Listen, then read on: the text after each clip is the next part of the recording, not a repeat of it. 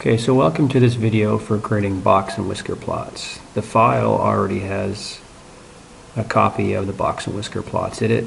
We're going to sort of replicate that using the ideal car data.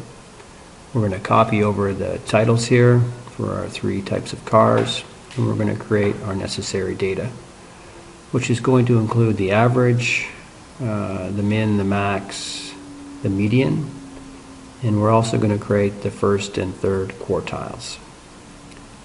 Right, so these are just our titles for this data. Now we're going to simply use our formulas to create this.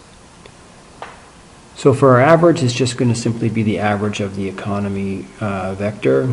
Instead of naming it this time, I'll just select it and I'll cycle through F4 to make sure that I lock it. We're going to copy it down and over. So I want to lock the numbers but not the columns.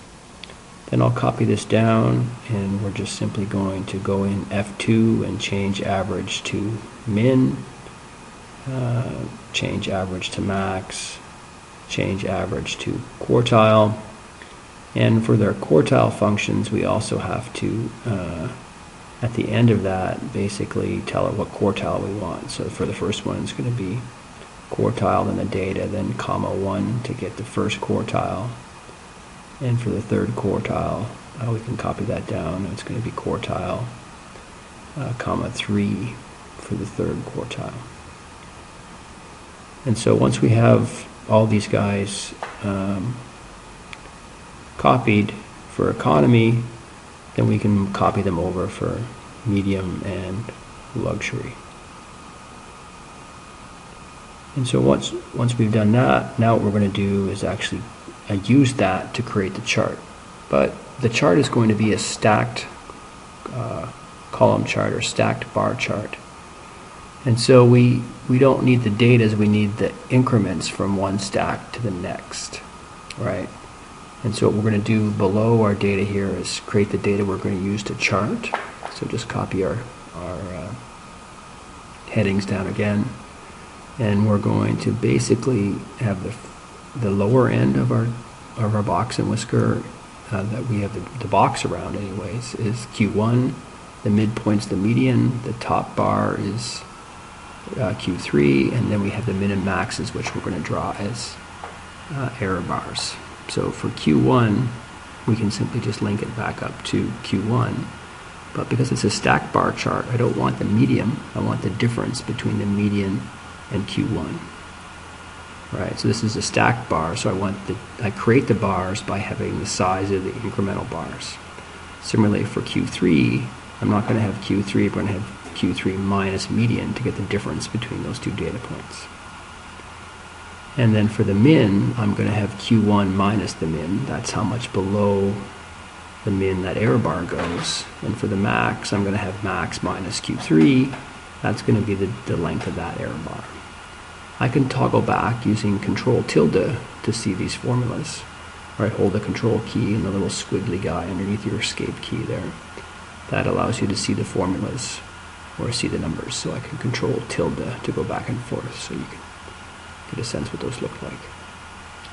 Now I can copy this over to mid-size and luxury, and now we have our graphing data. So what we're going to do is grab these first three rows for our three car types. We're going to insert a chart. That chart is going to be a column chart, and it's going to be a stacked column chart. Right. So now we'll have this stacked column chart. It's starting to look like our box and whisker, but not quite. Right. So we've got to do some formatting, but we also have to add these error bars. Right. So let's add the error bars first. So click on the lowest series, the blue series here. And over here you have this little plus sign in the top corner of your graph. Click on that guy. And then you see this thing called error bars. Click on the little arrow and click on for more options. And then we're going to do a minus bar.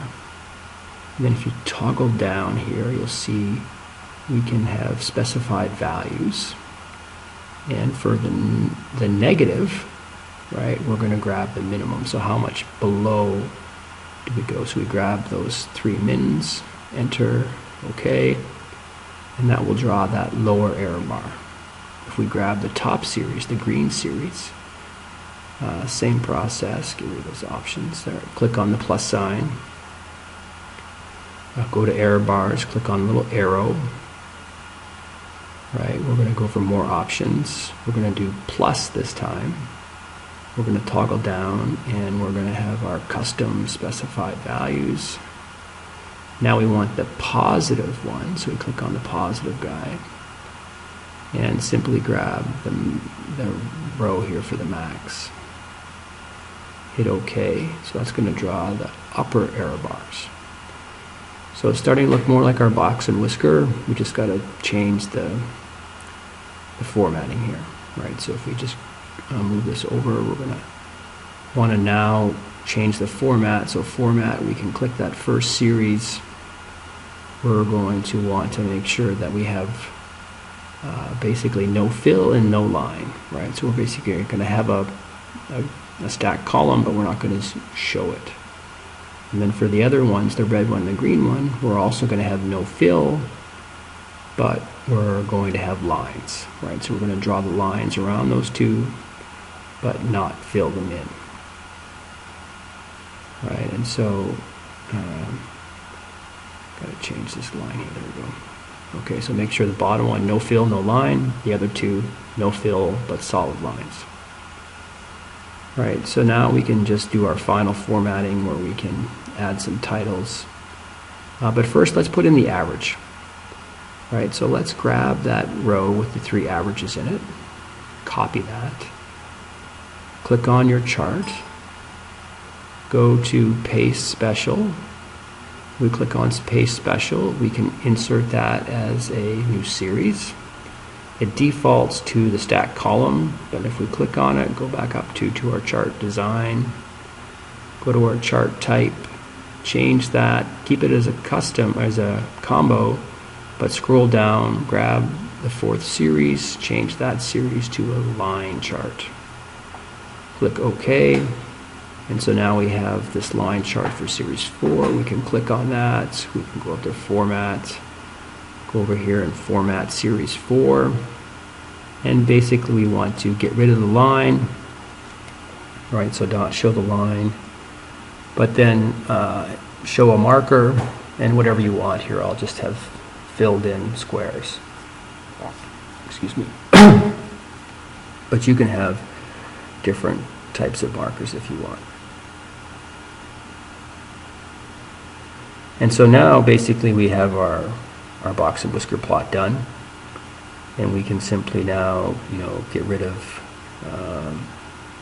we don't need this legend really, we don't need the legend, we can just select that, we don't need this chart title, we can delete that. We might want to add a title on this vertical axis, so if we go up here to design and click on over here to add a vertical title, and you can call that cars rented or whatever you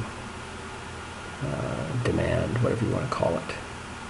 And there we have our completed box and whisker plot that's formatted across each of our 3 types. And so now we get a sense of, the distribution or the range of what demand looks like across these 3 car types, and easily compare one to the other.